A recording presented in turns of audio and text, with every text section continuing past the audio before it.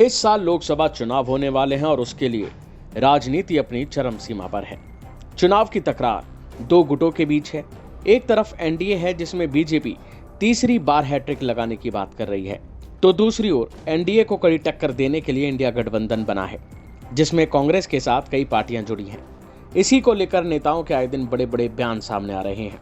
अब national conference के अध्यक्ष और सांसद फारूक अब्दुल्ला ने इस पर बयान दिया है।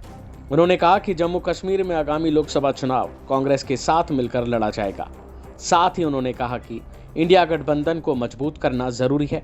अगर ऐसा नहीं किया जाता तो ये खुद अपने देश को मुसीबत में डालने जैसा होगा। सुनिए। देखिए, लोग आएंगे और जाएंगे, ये कोई नई बात है नहीं। कुछ आएंगे बीजेपी में, कुछ जाएंगे बीजेपी से। इलेक्शन में होता है, मगर ये कहना कि इसका असर हम पे पड़ेगा, हम पे असर नहीं पड़ेगा। हमें अपना इलेक्शन लड़ना है, अपने बलबूते पे लड़ना है। इसमें क्या फ़र्क? हमने पहले भी लड़ा है, आज भी लड़ेंगे। बिल्कुल। रिसेंटली आपने कहा था कि नेशनल कॉन्फ्रेंस अपने बल पर लड़ेगी, अपने दम पर लड़ेगी। देखिए, तो हम काफ़ी सारे सवाल उठे कि फिर वो सुनिए मेरी बात सुनिए। इसमें कोई शक नहीं है कि हमने कांग्रेस के साथ माहिदा करना है, इसमें कोई शक नहीं है।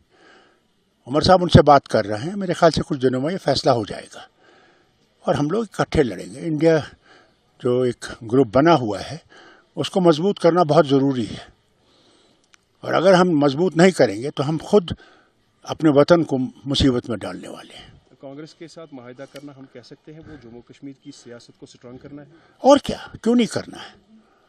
ज़रूरी है। हम अकेले तो रह नहीं सकते, हम मुल्क का एक हिस्सा हैं, और जितना हम मुल्क के हिस्से के साथ रहकर मजबूत होंगे, अकेले नहीं हो सकते।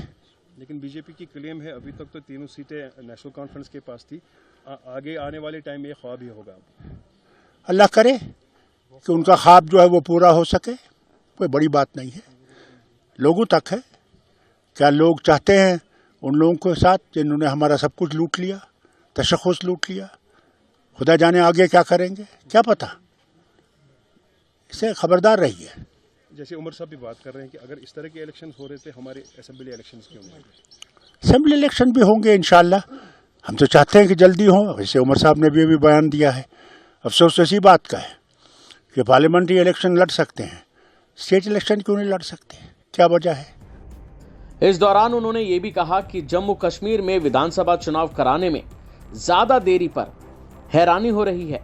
उन्होंने कहा कि यह आश्चर्य की बात है कि सरकार संसदीय चुनाव तो कराने जा रही है, लेकिन जम्मू कश्मीर में विधानसभा चुनाव पर कोई फैसला नहीं लिया जा रहा।